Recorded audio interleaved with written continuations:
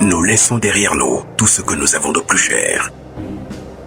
Enfants, épouses, amis, pères et mères. Fièrement, nous répondons à l'appel du devoir. Pour que les déplacés et les réfugiés rentrent à la maison. Pour que nos enfants reprennent le chemin de l'école. Pour que jaillisse la lumière de la réconciliation entre les peuples, pour le Mali, pour la patrie. Cette voie, nous l'avons choisie, au prix de nos vies. Nous défendrons nos couleurs. Et si nous laissons derrière nous, veuves et orphelins, nous vous prions, prenez soin d'eux.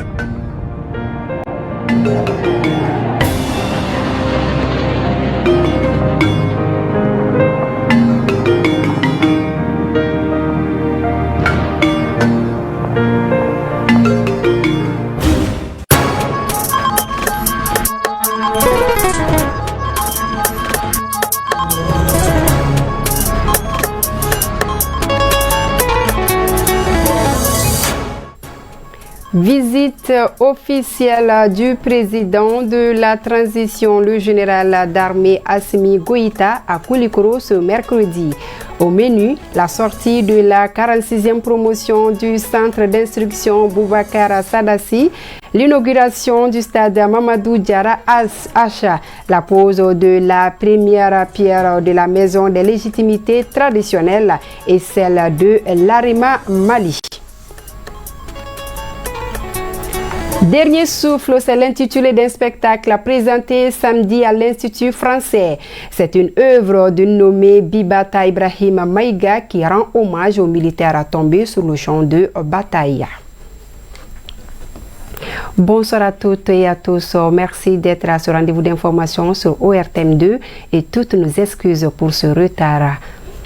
L'actualité, c'est cette visite officielle du président de la transition à Koulikoro. Plusieurs activités étaient au programme, notamment l'inauguration du stade Mamadou Diarra Acha, la pose de la première pierre de la maison de légitimité traditionnelle et celle de l'Arima à Mali. Un accueil chaleureux a été réservé au chef de l'État dans la capitale du Méguétan. Les détails avec nos envoyés spéciaux Kadidiatou Kone, Daouda Kone et Moussa Balou. C'est à Kayo que la visite d'État du président de la transition dans la région de Koulikoro a débuté ce mercredi 15 janvier 2025. Ici, le général d'armée a procédé à la pose de la première pierre de Mali Arena.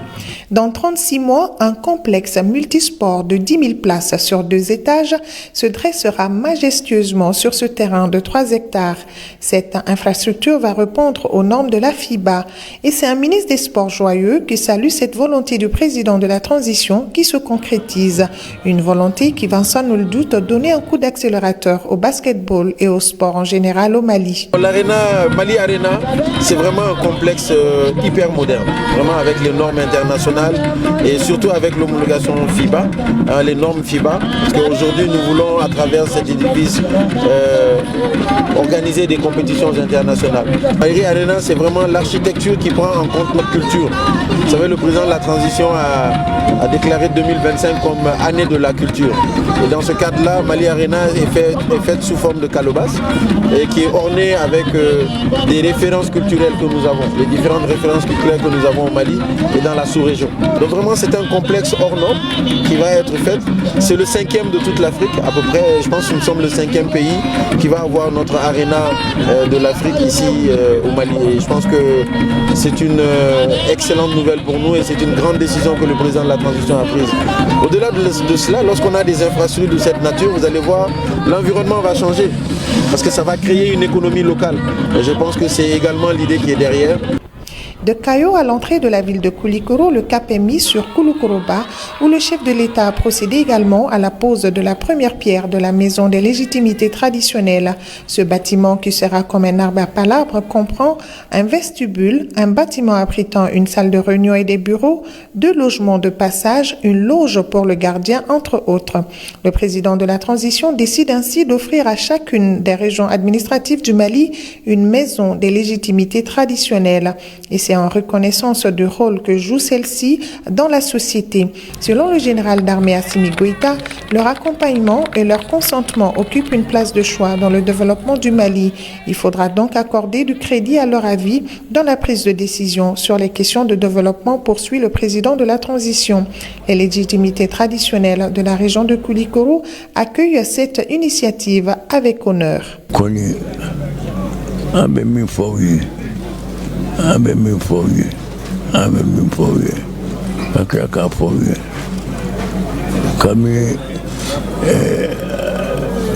Général d'armée Assimi Goïta nana fagana anw légitime traditionnelle an b'an diya Assimi ye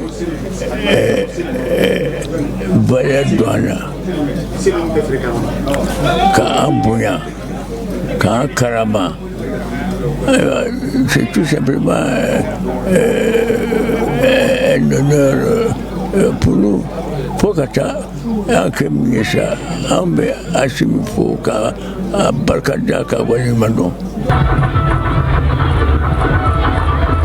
Dernière étape des activités du président de la transition à Koulikoro, l'inauguration du stade Mamadou Diarra H rénové. De cet état,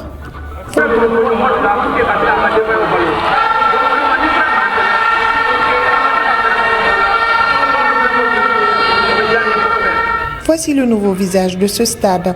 Cet ouvrage d'une capacité de 5000 places répond désormais aux normes internationales. Vraiment, c'est la jeunesse malienne qui doit être fière de ses autorités. Avant, ce stade abritait des compétitions, peut-être de championnat national de football, mais aujourd'hui il va aussi abriter d'autres compétitions d'envergure. Donc c'est vraiment à l'avantage de la population et du public sportif koulikorois. Celui qui a vu le stade auparavant, le stade Diarra H, qui fut le premier maire du pays de Koulikoro, aujourd'hui est récompensé par ses mérites. Vraiment, c'est vraiment l'innovation. L'innovation ici, vraiment, c'est incroyable. Je pense que les équipes de Sirakoro, dont j'ai la destinée aujourd'hui, l'équipe de Koulikoro Dijon, dont je suis le président régional, vraiment je suis très content. J'espère que les équipes vont donner de leur mieux. Des milliers de jeunes ont effectué le déplacement pour assister à la cérémonie inaugurale de ce stade.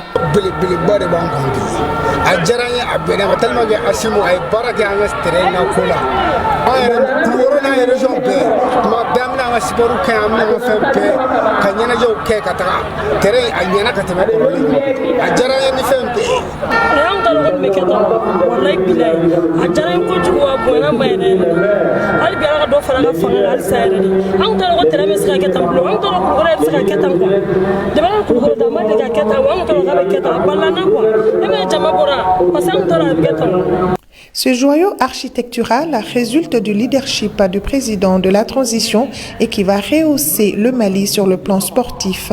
Quand on parle de sport, on parle généralement de la jeunesse. Et le général Goïta l'exhorte à prendre soin de cette infrastructure sportive. Dans la foulée, il a aussi demandé aux jeunes d'être de fervents défenseurs du Mali.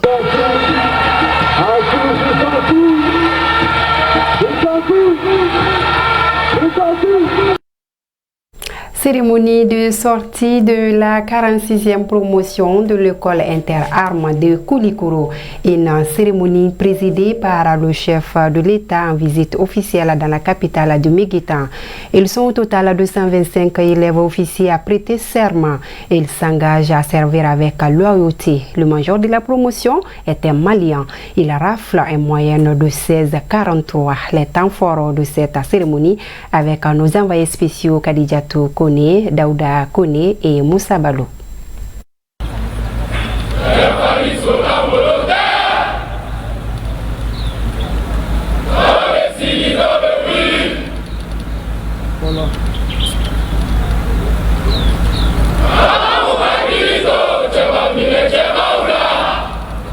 Avec une allure martiale chantonnant le Tchefanichi, les 255 élèves officiers du Mali et de 11 autres pays africains, dont 39 personnels féminins, regagnent ainsi la grande famille des officiers.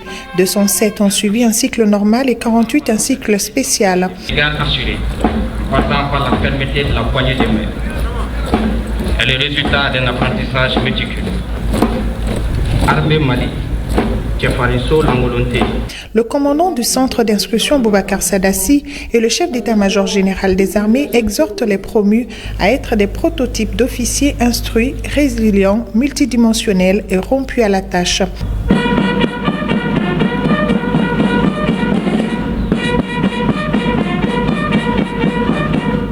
Quant au directeur de l'EMIA, il a rappelé aux désormais officiers que cette prestation de serment constitue un sacerdoce pour toute leur vie avant de les féliciter pour leur choix de servir et protéger la mère patrie avec honneur, loyauté, fidélité. Le sous-lieutenant Mathiambou Sanou du Mali, major de cette promotion avec une moyenne de 16,43, a au nom de tous ses camarades exprimé la détermination de la promotion à relever les challenges sans aucune ambiguïté. Nous recevrons bientôt dans nos unités respectives le travail qui sera bientôt le nôtre. Face à l'ennemi, nous ne resterons jamais inactifs. Nous agirons toujours d'abord, rectifierons par la suite, car à la violence imposée, on opposera toujours la violence. Bon vent à la 46e promotion, vive les femmes, que Dieu bénisse le Mali. Cette promotion porte le nom du général de brigade Feu Toumani Sissoko, un honneur pour sa famille. Nous sommes très heureux, nous sommes émus. C'est une belle récompense pour la famille Sissoko et nous remercions les autorités de la transition justement pour cette reconnaissance qui nous va droit au cœur. C'est comme un autre héritage que nous laisse notre père et nous sommes entièrement fiers de lui, fiers de porter son nom et nous espérons aussi que son brillant parcours continuera d'inspirer d'autres générations. Le chef de l'État qui a présidé cette cérémonie a réaffirmé l'engagement des autorités à répondre efficacement aux défis sécuritaires actuels que sont le terrorisme, le grand banditisme et tous les trafics illicites. Le général d'armée Assimi Goïta dit compter sur cette promotion dans cette lutte.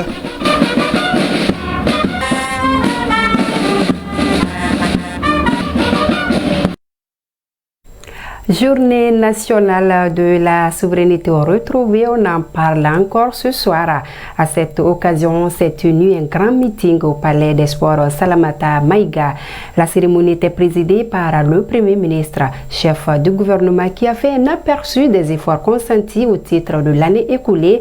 Il s'agit par exemple du retour de Kidal dans le giron du Mali, de la création de la Confédération des États du Sahel, consécutive à la rupture avec la CEDEAO. Mohamed Bari. Les drapeaux hissés en l'air, des cris de joie, des battements de tam-tam qui résonnent, des démonstrations de différentes disciplines, des prestations d'artistes, entre autres. C'est dans cette ambiance que le Palais des Sports a vécu au rythme de la journée de souveraineté retrouvée. Un moment important pour tout Malien, car il s'agit de célébrer la détermination du peuple malien à rester soudé. Vous comprenez qu'aujourd'hui c'est une fête parce que nous nous retrouvons encore une fois de plus, dire que nous devenons souverains, que le Mali retrouve tout son territoire, donc des Kaï à Kidal, donc de Kolondiabam, donc à Tenzawaten. Donc aujourd'hui, l'armée malienne peut se mouvoir partout. Donc nous croyons aujourd'hui que nous sommes encore vraiment dans une deuxième souveraineté. C'est pour cela que nous parlons donc de souveraineté retrouvée. Les allocutions se sont enchaînées, mettant en lumière les progrès réalisés dans la consolidation de la paix et le renforcement d'une nation meilleure. Au-delà des discours, le meeting a été marqué par des témoignages des citoyens, montrant leur joie et leur reconnaissance envers les forces de défense pour leur travail. Vous-même, vous voyez, la jeunesse est vraiment engagée pour soutenir cette transition. Je pense que la souveraineté, c'est un mot très puissant, très important pour un pays ou pour une personne. Donc, c'est une affaire de patrie. Donc, ils ont effectué le déplacement et on espère que ça va aller loin dans l'unité, la paix et la cohésion sociale entre Maliens et surtout entre le Mali et d'autres pays frères. Ce grand rassemblement a montré une fois de plus la détermination du peuple malien à défendre sa souveraineté et à relever les défis économiques, sociaux et sécuritaires. Lutte contre la consommation de la drogue. Le sujet était au centre d'une conférence débat tenue dimanche en communicateur du district de Bamako. Une initiative des jeunes du quartier qui a pour but de contribuer à sensibiliser les consommateurs sur les dangers liés. Un appui aux efforts que déploient les autorités. Bakary Kabadjakiti. La montée en flèche de la consommation de la drogue en milieu juvénile est devenue un sérieux problème. Face à la menace, les jeunes de la commune 4 viennent d'initier une causerie débat avec leurs partenaires. Il s'agit de sensibiliser la jeunesse sur les dangers liés à la consommation des stupéfiants. Vu le nombre de jeunes qui font la consommation de la drogue, pour nous, c'est de sensibiliser la couche juvénile à laisser ces pratiques-là. Les acteurs de la société civile et la délégation spéciale de la mairie entendent fédérer leurs efforts dans cette croisade contre la drogue. Notre rôle, c'est d'abord un rôle de veille, un rôle d'alerte. Veiller, alerter ne saurait aller sans l'information, sans l'écoute, sans la communication, sans la dénonciation. En une semaine, on a subi à peu près 2 mètres.